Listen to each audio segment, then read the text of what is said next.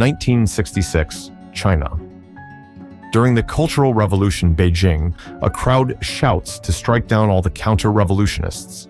This genius scientist is punished and tortured after they find out that he defends Albert Einstein's theory of relativity and calling the Big Bang model the most plausible explanation for the origin of the universe. Then the man's wife is brought out and betrays her own husband, asking for his punishment. Ye Wenjie, a young girl in the crowd, watches as her father is beaten to death while the crowd cheers. In the present, Detective Da Shi is trying to figure out why big number of highly esteemed scientists are dying around the world. The detective arrives at a gruesome crime scene. He learns that a cosmologist and theoretical physicist from MIT unalived himself, leaving a strange note with a bunch of numbers, seemingly written in blood. It looks like a countdown. At the Oxford University Particle Accelerator, science is not working anymore, and they need to shut down now. However, the woman's top genius student, Saul, tries to figure out how this could be possible. Saul mentions that the experiment results from the particle accelerator means that all the physics and theories from the past 60 years are wrong. He says that science is broken. She asks if he believes in God, and Saul firmly says no. She then leaves Saul alone and goes to another part of the accelerator, opens the gate, and takes a look at the bottom. She then takes one last deep breath and jumps to her death. Meanwhile, at a bar, Augie and Jin are interrupted by a man asking if they're going to sing karaoke. They both say no. Jin tells Augie that all major accelerators started generating nonsensical data a month ago. Suddenly, Jin gets a call from Saul and steps away to his call. Then Augie notices a countdown forming and thinks she's going crazy. Jin returns and tells Augie about the shocking news that their professor, Vera Ye, has just unalived herself. Meanwhile, Detective Clarence Shi, as he looks at his board, crosses out Vera Ye after hearing about her death. At Vera's funeral, Jack and Will are in the bathroom. Jack asks if Will is excited to see Jin again, because Jack knows that Will has loved Jin for years. Jack mentions Jin has a new boyfriend, but tries to comfort Will by saying the guy is probably a loser. Augie is running late, taking deep breaths to stay calm, since she still sees the countdown. During the funeral, a strange man shows up to pay his respects to Vera Ye, but only stays for a few seconds and leaves quickly. Detective Schur takes pictures of the strange man. He follows his car and sees him step out and get onto a helicopter. Later that night, the Oxford Five and Raj are at another bar, catching up as the group had not seen each other for a very long time. But Augie's mind is elsewhere, as she is still bothered by the countdown. She goes out for a smoke break and meets a mysterious woman who lights her cigarette. Augie is not interested in making new friends, but then the woman shocks Augie by asking about her countdown. Augie is curious about how this strange woman knows about her mysterious countdown. The woman asks Augie if the universe has ever winked at her, and she tells Augie to go outside at midnight the next day and look at the sky. She tells Augie she needs to stop her science work. She warns her that nothing good ever happens when the countdown reaches 0. Then we go to a flashback. Young Ye Wenjie, the genius's daughter, is forced to work at a labor camp where a ton of deforestation is happening. She meets Mulin and they see a big radio tower in the distance. Could it be for aliens? But he tells her that no one knows what happens behind the gates on the hill. He mentions that soldiers working there have lost their hair and that the weather and animals act strangely. Mulin asks if she can read English and gives her a copy of Silent Spring, saying it predicts a destructive future. So Ye Wenjie reads the book in secret. However, one day when Ye Wenjie was looking for her book, guards suddenly show up along with Mulin, and they assume that she must be the perpetrator, as she is the only one capable of speaking English. The guards ask her how she got the American book Silent Spring, whom they claim is propaganda. But Ye Wenjie doesn't give up Mulin's name, so she is taken to division headquarters. When she wakes up the next day, she's at the top secret base with a satellite. It turns out her impressive scientific skills are considered too valuable, and as such, she has been given an opportunity to work at the base. However, if she accepts the job, she's told she must stay there and can never leave. But she accepts the job as it is better than going back to prison. At the Black Palace in London, Detective Shuri finds out that the strange man he met in the funeral is actually a man named Mike Evans. He gets a call from his superior. He explains that Mike Evans, who hasn't been seen in public since 1984, suddenly reappeared at the funeral of one of the scientists. At Vera's home, Vera's mom gives Jin a shiny helmet, saying Vera would have wanted her to have it. On her way out, Jin sees a black and white picture of Vera's mom taken when she started working at the Red Coast base. It turns out Vera's mom is Ye Wenjie. In the past, Ye Wenjie asks her superiors what they are testing. Later, a high-pitched sound rings out, causing birds to act erratically and slam into the giant satellite. Ye Wenjie is told by her superiors that the Red Coast project is not an experimental weapons program, which she had already suspected. She notes that the system's emissions are modulated, which is unnecessary for weapons, but it is for communications, which can only mean they are trying to communicate with something very far away. In the present, Jin puts on the shiny helmet and is transported to a virtual world. She looks around in wonder, but things go wrong when what looks like the sun rises. A sandstorm begins, and as she steps back, horrified, she sees a decomposed body being unearthed. She quickly takes off the helmet and returns to the real world. Meanwhile, Augie drags Saul outside at exactly midnight. She waits for midnight and then looks up, and just as the mysterious woman said, the night sky begins to blink. The two are shocked to see the universe blinking, but Saul observes it and says it looks like Morse code. Elsewhere in the city, Wade and Shai also witness this event. Saul deciphers the code of the blinking universe, but he discovers they're not letters, but numbers, like a countdown. The next day, Ye Wenjie watches a BBC News report about the mysterious blinking stars that have puzzled scientists worldwide. Her attention is interrupted when Saul arrives with some food. She asks Saul if he has any ideas about the phenomenon. Saul thinks it might be a cleverly timed deepfake. He notes that while the whole world saw the blinking stars, major space telescopes like James Webb and Hubble did not. He admits he has no idea who could be behind such a fake. Meanwhile, Augie is at work with her brand new scientific discovery of nanofibers. Augie observes her synthetic polymer nanofibers cutting through a diamond, but Augie is not happy. And recalling the mysterious woman's warning, Augie, as chief scientific officer, decides to shut down the project. As soon as she stopped the project, the countdown she saw stopped, and she felt relieved, but Detective Schur advises her to keep moving. He introduces himself and says he can help. But Augie is not interested and keeps moving. But then the detective asks, "Don't you want to know why the stars flicked for you?" And she looks in disbelief. In 1968, the base is making attempts at sending a message to potential extraterrestrial civilizations. Young Ye Wenjie asks how long they've been broadcasting, and a man says it's been a few years. She explains the Fermi paradox, pointing out there are billions of stars in the Milky Way similar to the Sun. With high probability, many of these stars have Earth-like planets. Many should have intelligent life. So then, where is everybody? She mentions that their radio signals to contact aliens are too weak. But later, during her work with a lot of math and calculations, she eventually theorizes that aiming their signal at the sun could boost their radio transmission signal by a significant amount. But her superior shuts down the theory due to the politicals reason and symbolism of Mao Zedong being the red sun of China. So, if they aimed at the sun, they would surely be prosecuted. But despite her superior rejecting the idea, on one of the days of transmission, she secretly adjusts the satellite to target the sun. Back in the present, Detective Schur tells Augie the woman she met in the alley does not appear in the CCTV footage, and there's no evidence of her conversation with the mysterious woman. However, Clarence believes her because her lighter doesn't work, and someone suddenly lit her cigarette.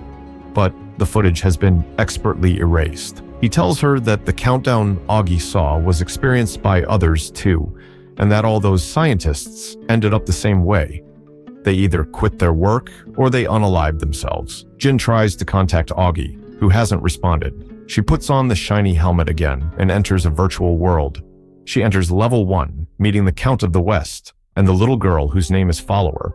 The Count explains they're in a chaotic era, and the Emperor consults experts to determine if the next era will be stable. However, Jin just thinks, wow, this video game is so realistic. Suddenly, the sun begins to rise unexpectedly to extreme hot temperatures, and anyone exposed to it will be in big trouble. The frozen land turns into a scorching hot desert. They take shelter in the shade behind a rock, but the Count pushes the little Follower out as there's not enough space for all of them. The girl accepts and begins to dehydrate.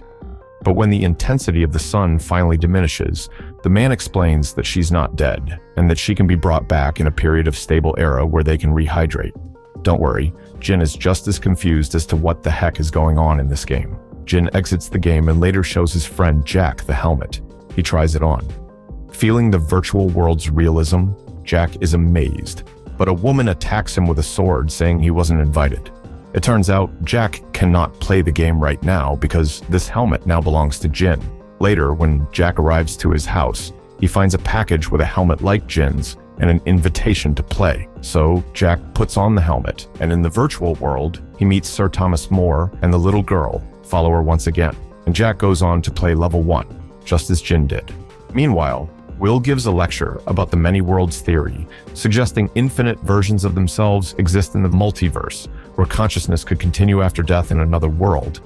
But when class ends, he finds the tragic news from his doctor, and his entire day after that is ruined, which is clear from his sad-looking face. Will meets up with Jack, and he tells him that he has stage 4 pancreatic cancer, with only a few months left to live. Jack is bummed out when he hears this, and tries to give him hope. Next, we see Jin, who re-enters the game and makes it to the Emperor. There, Count of the West tells the Emperor that he's found a way to predict the movement of the sun, and that it will tell them when the stable era will arrive. However, Jin mentions that his method is a form of prophecy. It's not a prediction. She mentions the prediction is just divination, and it is not scientific, and she does not think it will work, but the Emperor dismisses her. And so they begin to use the divine prophecy ritual to find out when it will be safe to rehydrate their fallen people. The prophecies tell them that the chaotic era will last another 8 days, and after that, they will enter a stable era for 63 years. Jin puts her hand on the floor as it speeds up time in this game, and after 8 days pass, Emperor orders everyone to be rehydrated. They all run towards the waters to rehydrate everyone, and Jin is able to rehydrate the little girl as well. But all of a sudden, Jin notices that the sun is moving farther away from the planet, causing a massive ice age. Extreme cold winds turn follower and everyone into ice. Jin tries to save her but fails, and the prophecies of stable era for 63 years were in fact wrong. Then, a woman shows up and explains that Civilization 137 was destroyed by extreme cold, but praises Jin for proving the power of science over mysticism. And she tells Jin that in level 2, her next task is to save the next civilization using science, and it is revealed that Jin's gaming experience is being monitored from a secret location. Then in a flashback, in 1977, Ye Wenjie is in a location where her team is planning on taking for military purposes. There, she meets a young Mike Evans, who is trying to save a bird species from extinction. Ye Wenjie feels a connection with Evans when she finds the same book, Silent Spring, the same one that landed her in jail previously.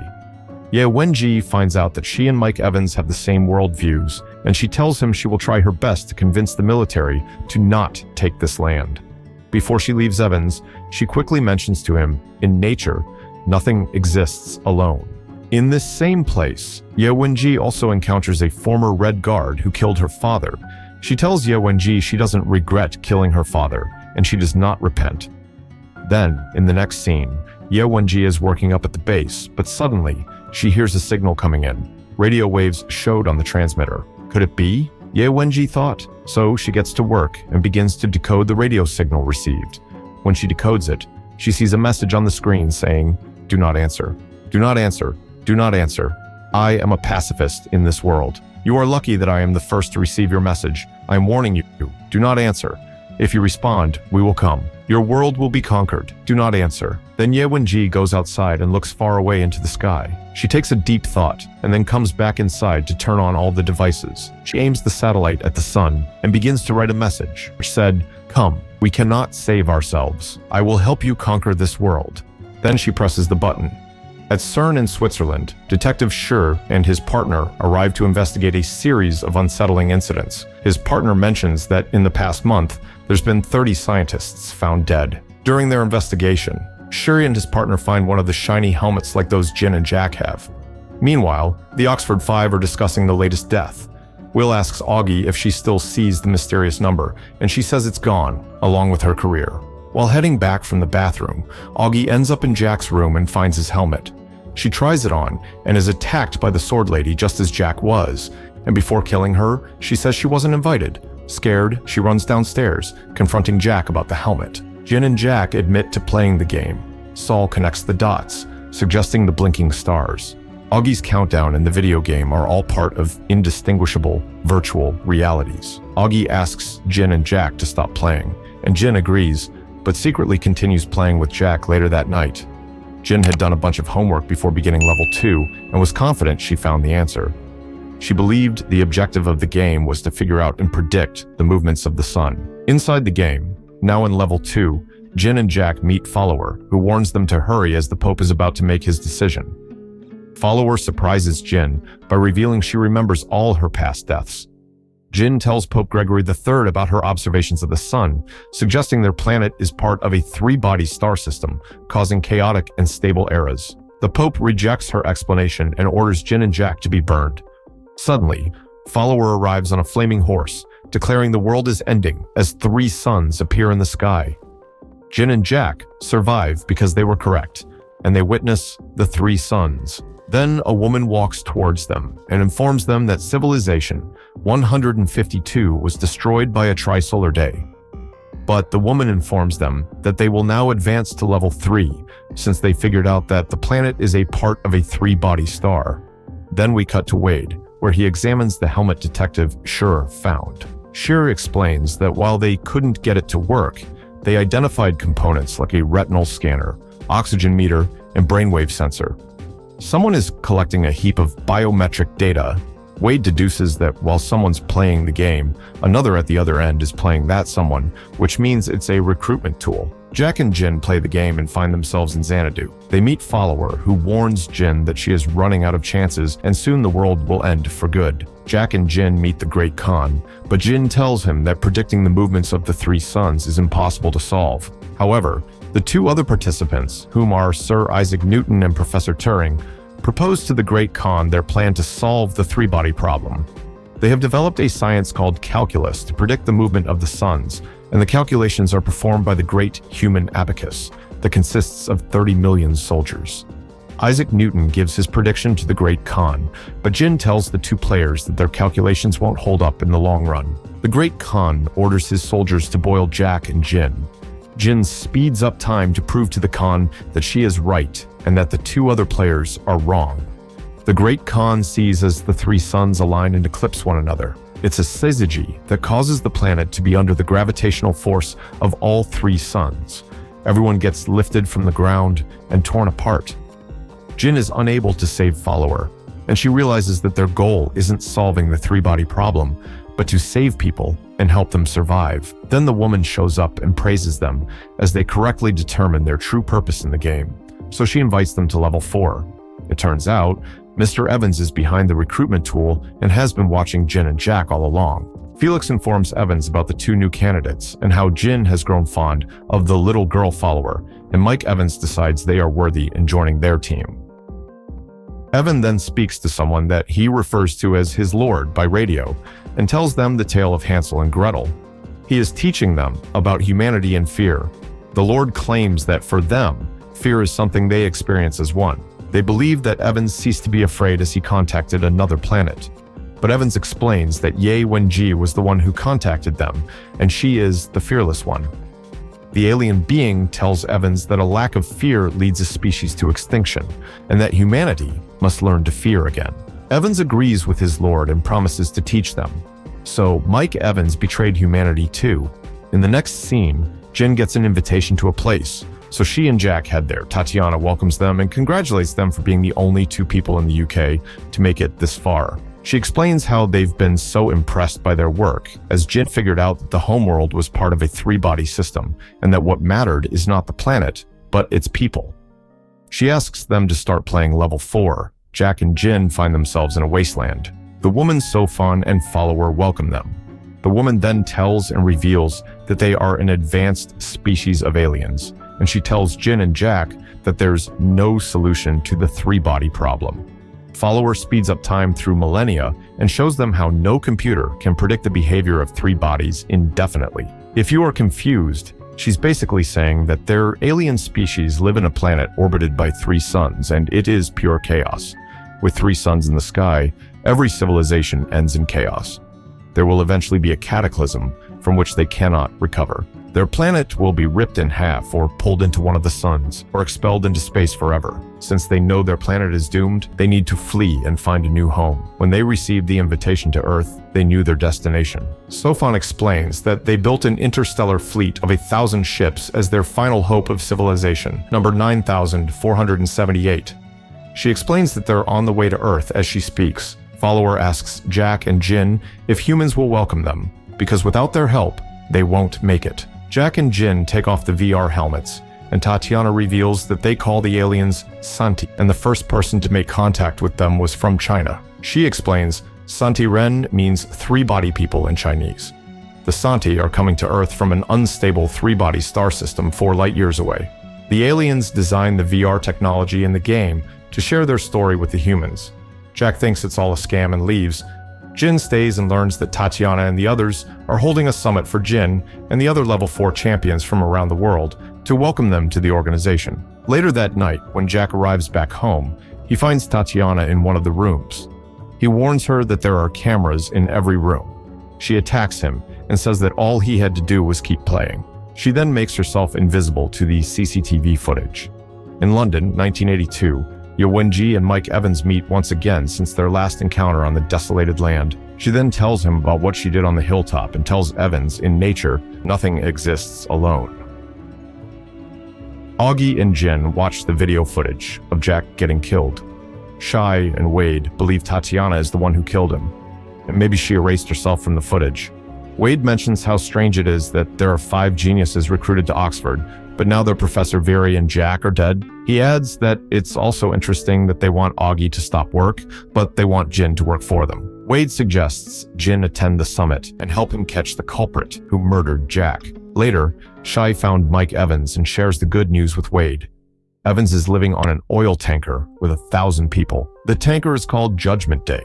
The people on board believe in the Santi, and they're looking forward to meeting their lord. Evans talks to the Santi or his lord through the radio. The Santi warns him that his enemies know about the summit and know where he is as they're watching him right now.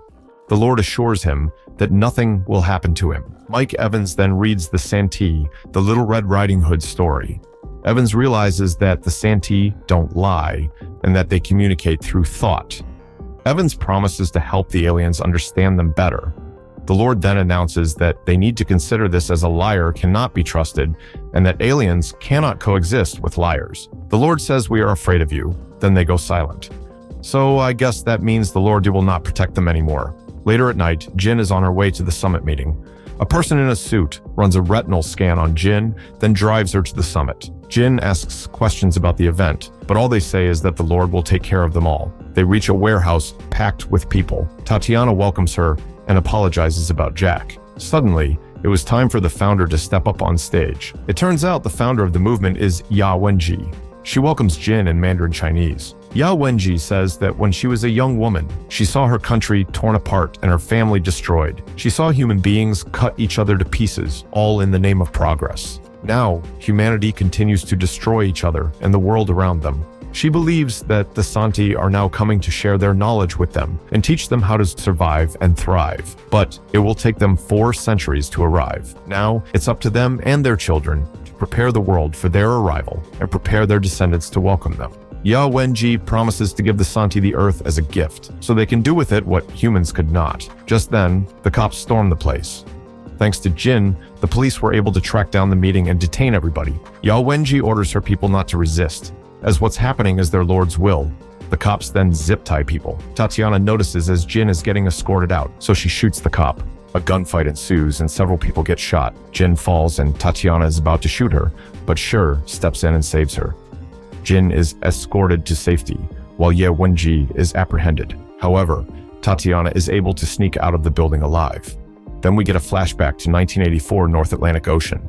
Shows Ye Wenjie and Evans landing on Judgment Day. Evans tell Ye Wenjie that here they can talk with aliens in secret. In the present, Wade questions Ye Wenjie about Judgment Day, but she comments that they've got her because the Santi let them. She warns Wade that he has no idea what the Santi can do. They're coming, and when they arrive, he'll be so grateful. So Wade visits Raj, who is Jin's boyfriend and is the top general officer for the Navy, and tells him that he needs him for a very important mission for his plan to defeat the traitors of humanity. Meanwhile, Ye Wenjie is being interrogated, and she says that the aliens coming to Earth travel at 1% the speed of light, and it will take them 400 years to arrive to Earth. But Shuri wonders why she invited the aliens to conquer Earth, and she explains that their civilization is no longer capable of solving its own problems. Shuri points out that it takes 4 years for a radio signal to get from Earth to the Santi's planet, and another 4 to get a response, but Evans spends most of his life on a ship. He deduces that there must be a faster way to communicate, but says that faster than light communication is impossible. Wade and Shai believe that Evans keeps a record of his communication with the Santi. They have 400 years to come up with a plan, but they can't plan without intelligence. Shuri points out that they need to get their hands on the hard drive, which is somewhere on Judgment Day. He shares that Judgment Day just booked a slot at the Panama Canal Authority for next month. So Mr. Wade comes up with a plan, but he's going to need the genius's Augie's creation of nanofibers for this plan to work. Meanwhile, on the ship, Mike Evans freaks out since the Santi has stopped communicating with him, but he still tries to contact the Santi and promises that he'll continue to serve them, but the aliens refuse to speak to him again. Shuri needs Augie to resume production on the nanofibers as he has one shot to stop Evans. However, Augie is afraid that going back to work means the countdown would come back. Augie does as he says and turns the project back on, but when she looks around, the numbers did not come back this time. She is thrilled and hugs him. Shai deduces that this means the aliens stop protecting their worshippers. Meanwhile, Will does not have much time left to live and enjoys his last moments on a beach vacation. But suddenly, a stranger comes to deliver a message to him. Surprisingly, after Jack's death, he left Will half of his money, so Will is now worth $20 million. Saul advises him to find the best oncologist and the latest treatments. Will says that his cancer spread too far, and he doesn't want to spend the time he's left flying around, getting jabbed, prodded, and scanned. In Panama, Raj's team installed the nanofibers across the canal 26 hours till the Judgment Day passed. Augie wonders if there's another way, instead of killing innocent people on the ship.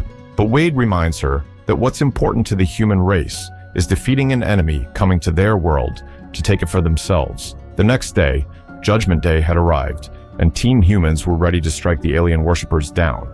The team had installed the nanofibers across the whole river canal, and once the ship passes through, the ship should get sliced as easy as butter. But as the ship began to cross the nanofiber threads, Raj asks Augie why the heck nothing is happening. However, Augie watches in dread, saying it's working perfectly. The nanofibers were, in fact, working perfectly, slicing everything into pieces. Augie watches in fear. As she never imagined her technology to be used for such cruelty, Evans tries to escape with the hard drive, but he too is eliminated. At last, the ship is destroyed, and Wade's team quickly make their way to the destroyed ship to retrieve the hard drive. Wade finds the hard drive at the hands of Mike Evans, and the mission was a perfect victory thanks to Augie's nanofibers. However, the team is not able to crack the hard drive because it's encrypted with alien quantum technology, and it would take them billions of years to decode. Just then, the hard drive opens. Shuri deduces that the aliens want them to see what's inside. They find a file called Sophon that consists of 100 petabytes, the equivalent of 100 million gigabytes. Wade informs Ye Wenjie of Evans' death and the destruction of their ship. She believes the Santi are coming to save them from themselves, but Mr. Wade breaks the news to Ye Wenjie, and he hands her a recording of the conversations between Mike Evans and the Santi. And as Ye Wenjie plays the recordings, she realizes that the Santi are scared of them, and they cannot coexist with humans. At the Black Palace, Wade shows Jin the Sophon file and wonders what it means. They both put on the VR helmet in order to see what the Santi want to show them. They find themselves in a desolate cityscape, and Mr. Wade meets Sophon. He asks if the aliens look like us humans, but Sophon explains that the Santi don't look anything like she does. She reveals that her species is doomed because their fleet will take 400 years to reach Earth, and by the time they do, humans will have surpassed them. Sophon explains that humans will destroy their fleet, then come back and destroy their world to make sure they never threaten them again. So Wade deduces that the only way for the Santi to win is if they can halt humans from progressing in technological advancements, and Sophon admits that they are going to kill their science. She explains that the Sophon is a sentient supercomputer the size of a proton. Jin thinks it's impossible to make a computer that small, but Sophon replies that the universe has more dimensions than the 3 they occupy. They're hidden and folded up far too small for them to see, but the Santi have the technology to unfold them. They can summon energies that humans can't imagine and focus them on a single proton. So when they unfold its higher dimensions, even a tiny proton becomes something very large. Wade and Jin see how the unfolded proton glows, then speaks, saying that it is awake and aware, and it understands its purpose. Then it returns to its original size. Then Sophon explains that the Santi used all their resources to make 4 Sophon, 2 pairs of 2. Each pair is entangled connected on the quantum level. 2 remained with the Santi, and the other 2 were sent to humans, and because the mass of a proton is virtually none, they sent it at nearly light speed to arrive on Earth. Everything humans see and hear allows the Santi to see and hear at the same time, even when they are light years apart. Sophon entered the solar system months earlier, and they were sent to particle accelerators. They destroyed the science that could defeat the Santi. Therefore, the answers to the humans' questions become chaotic and meaningless. In place of truth, the Sophon give humans miracles like the blinking stars. They wrap the humans' world in illusions, like when they made Augie see the countdown. The Sophon are everywhere, always watching, learning all of humanity's secrets and uncovering their lies. Wade and Jin take off their VR headsets and see as the monitors start to flicker. The Sophon hijack every screen in the world to broadcast a message to humanity saying, "You are bugs." The Sophon unfolds and envelops the Earth, reflecting its surface into the sky. An eye appears, and this event is really scaring everyone in the world, and Tatiana looks up at it and smiles. The eye in the sky event causes mass panic worldwide. Protests erupt when people find out that the Santi are headed to Earth, despite assurances that it will take the aliens 400 years to reach Earth. Also, religious sects have emerged devoted to the worship of the Santi, but others have lost hope to the point of unaliving. Governments promise to begin preparations for future generations to protect the planet. Wade plans on fighting back, so he gathers the most accomplished engineers in the world to help him with his endeavor. He believes that the Santi technology moves slow and the humans move fast. That's why they need to keep developing the technology they have. Wade thinks they need to know the enemy before they arrive on Earth, so he plans on launching a probe to the enemy's ship. But there's no time to waste. So Wade tells Jin to try to find a way to send a probe at 1%, the speed of light, using existing technology. Later, she meets with the engineers and comes up with a plan on how to reach 1% the speed of light. She proposes on using nuclear bomb explosions to accelerate the probe to 1% the speed of light, but the bombs won't be on it. The probe itself would have very little mass, making it easier to accelerate. She plans to use nuclear pulse propulsion. As the probe passes each bomb, they detonate one after another and accelerate it, bringing it closer to the fleet. But the other scientists don't believe in Jin and think it's a foolish idea, but Wade likes the idea and he will get the fundings for Jin. Meanwhile, the Oxford friends watch the news that report on the star's Our Destination, which is a fundraiser for the war efforts. The fundraiser lets rich people buy and get ownership rights for any star they want in the Milky Way galaxy. And because Will is a dying man, he thinks about it since he has nothing else to do with his money. Augie isn't happy that Raj and Jin are working for Wade, whom she describes as a murderer. Augie isn't worried about the Santi since they're 400 years away, and everyone she knows and loves will be dead before they get here. But Jin needs her help. She needs her nanofibers technology to design the space probe, but Augie refuses to design any weapons for Wade. Later in the day, Jin meets with Will, and Will still hasn't told Jin that he secretly loves her. I guess he will take it to the grave. Jin only now finds out Will has cancer, so she spends some time with him on the beach. Back in Ye Wenjie's confinement, she asks to be let go free, as she technically did not commit any crimes, and the Santi don't trust humans anymore. Detective agrees to let the crazy woman go, but orders a man to keep an eye on her at all times. Back in Will's vacation getaway, Will reminds Augie that Jin really needs her help to fight the aliens and build that space probe. Augie stresses that Wade is a monster, but Will reminds her that Jin wouldn't do anything if it wasn't right.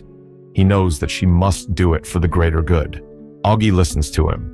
Jin informs Wade of an issue regarding the probe, as it could be destroyed by the Santi. Wade assures her, saying that the aliens will pick it up, as he isn't sending a camera, but a human being. He's sending a human to the enemy's ship. Will's little vacation finally ends, and he decides to go buy a star at the fundraiser. Will buys a star that costed him $19 million. During the night sky, Will shows Saul the star he bought. He picked a red star because it's visible to the naked eye, but then he tells Saul the star does not belong to him.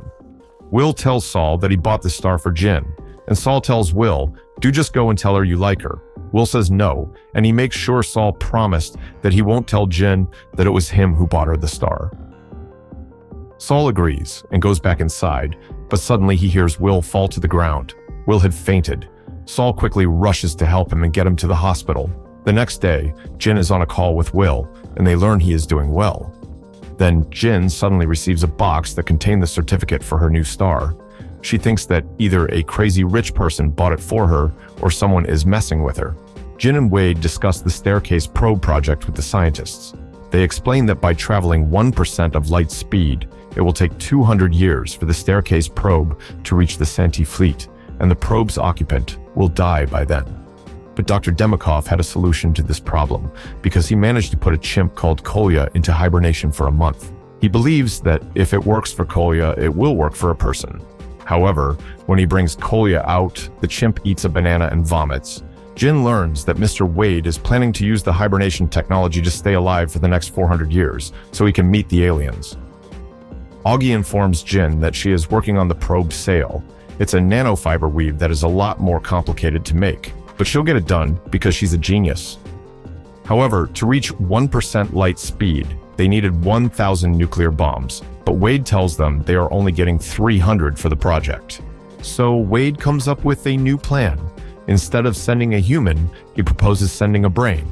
It will be enough for the Santi to rebuild the rest, and if they do, Wade will have a man on the inside.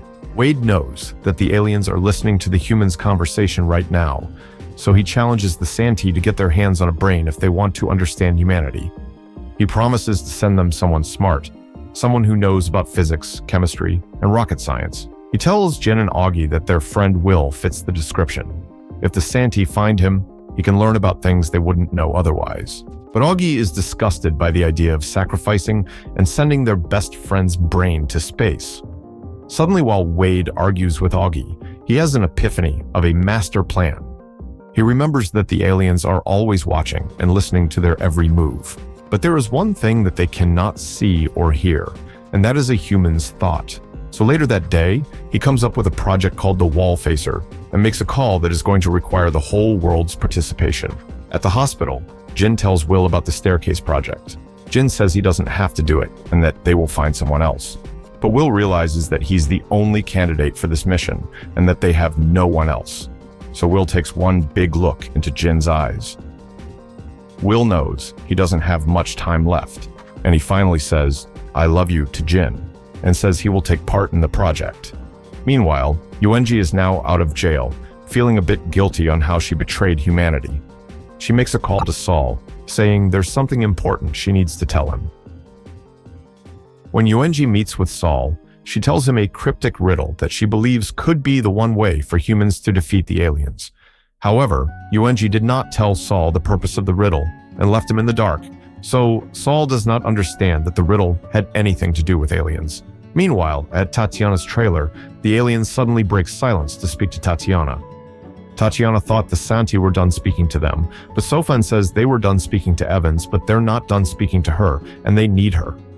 Back at the hospital, Will is getting ready to be euthanized so that his brain can be preserved and be sent to space.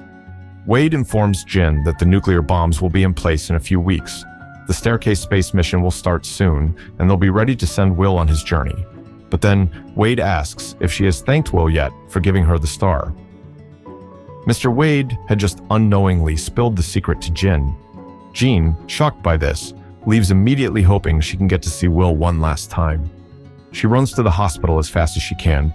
Unfortunately, she was a little late. Jin watches as his brain is put on the hibernation capsule. In the next scene, Ye Wenjie traveled all the way back to her old secret base where she first made contact with the aliens. She looks at the rundown satellite dish. She then walks to the cliff's edge and looks down. But suddenly, Tatiana shows up, and Wenjie says she thought the Lord was done with them. But Tatiana says not all of them. It turns out Tatiana has been sent by the aliens to go and finish off Ye Wenjie, but Ye Wenjie says she was going to go do it anyways.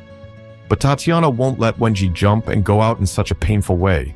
She promises to give her something better, gentle and beautiful. Tatiana kills Wenjie by an unknown method. In the next scene, Saul has some fun with a one-night stand woman, whom he can't even remember her name. It turns out Saul is kind of a playboy who has a lot of these types of shebangs. The girl is mad with Saul that he doesn't care about the alien invasion, and he just lives in the moment. Saul tells her they won't be coming in another 400 years, so it won't be any of his business. As the two discuss the future of humanity, a kid on a skateboard bumps into Saul and pushes Saul to the ground. Suddenly, a car crashes into another car and then crashes into the woman, killing her. And Saul suddenly remembered her name was Nora. Then, in the next scene, Shai takes Saul with him to question, but he tells him he's not under arrest. Shur believes there's something sussy going on. He questions Saul about his meeting with Ye Wenjie because 3 days after Saul and Ye Wenjie talked, she is found dead. Shur believes that someone tried to murder Saul. Saul believes that what happened earlier was an accident, but Detective explains that the two cars that collided on the street and that hit Nora were under autonomous control. He believes that someone was targeting Saul. He is alive because a kid on a skateboard bumped into him. He orders Saul to wear a bulletproof vest. They then get on a plane and arrive to the destination. The area is filled with a ton of security. It turns out they've just landed on the United Nations headquarters. Saul has been taken to attend a ceremony where they will discuss humanity's plan to defend Earth from the aliens, and he's arrived just on time as the Wallfacer project is announced to the world. The Secretary General warns that the Santi have declared war upon humans, so they must defend themselves. She states that they have chosen 3 people to come up with strategic plans to beat the aliens. The 3 will develop their plans entirely on their mind. They will share them with no one until the time is right to execute. The 3 people will be called Wallfacers. The Wallfacers will be granted great authority, allowing them to exploit all the resources as long as they violate no international laws. The Secretary explains that the Wallfacers will never need to explain their actions and commands, no matter how ridiculous or incomprehensible it may seem. 3 people are chosen. Saul was shocked to learn that he was the 3rd Wallfacer. Saul steps up on stage, and the Secretary introduces him as an Oxford-trained physicist that has studied with some of the greatest minds alive. However, after the ceremony, Saul is shocked and tells the Secretary General that they made a mistake. Because he is a low-level researcher, she reminds him that the enemy will always be watching him, and the enemy knows why he was chosen because they think Saul is special. But Saul says he doesn't want it and rejects the position of Wallfacer. She tells him that she understands and that he is free to do anything. So Saul leaves the building right after that. Shai wants to get Saul a security team to escort him, but Saul rejects it. As he steps outside and goes on his own, he is suddenly shot. Good thing Shur gave him that bulletproof vest. In the next scene, we see Saul hospitalized for a broken rib and a little internal bleeding. Saul says he wants to meet the person that shot him to know his enemy. The shooter tells Saul he is sorry he didn't aim for his head. Saul is baffled as he rejected the position, but the Secretary General still wants to protect him. Saul asks why they chose him as Wallfacer, but it turns out that nobody actually knows the real reason why Saul was chosen, and that the only reason why he was chosen is because the aliens are trying to kill him for whatever reason. In the next scene, the launch of the Staircase project had finally arrived. It was time to send Will to space, at 1% the speed of light to the enemy's ship.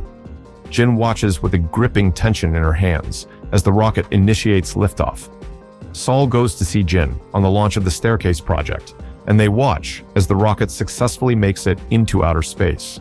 The sail that Augie helped build successfully works, and the capsule remains on course to the Santi's fleet. But here came the hard part. The sail must pass through 300 nuclear bombs to reach 1% the speed of light. The sail approached the first nuclear detonation, and it was successful. The probe begins to accelerate. It approached the next bomb, and succeeded once again. Incredible work by Jin. But then, after the 3rd detonation, one of the cords connecting the probe to the sail breaks, and the probe deviates from the predicted course. The probe is then shown vanishing into space, making Jin and Saul extremely sad. On that same day, on Mr. Wade's plane, Wade is contacted by Sofan, who apologizes for the failure of the staircase project, as they would have liked to meet Will. She hopes to meet Wade if his hibernation technology works. Wade says if they're watching him, he must be doing something right. The lights flicker, and she shows up inside the plane, saying they will always be with him. The Sofans targeted Wade and put a countdown on him, so he starts hallucinating and seeing things to make him go mad, just as the other scientists did.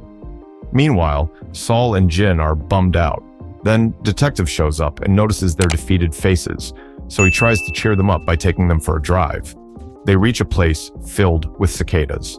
He has them watch the nearby cicadas, which are buzzing really loudly and annoyingly. He mentions how most people hate bugs, and that humans have tried to get rid of them forever, but to no avail. Despite pesticide from planes, poison on the ground, sterilizer, and just swatting in hopes of killing them, they refuse to die out. The aliens see the humans as mere bugs. Detective Schur tells them that humanity will thrive, and we're not going anywhere. He then tells Jin and Saul that they need to get back, as they've got work to do, and this is where Season 1 of Three Body Problem ends,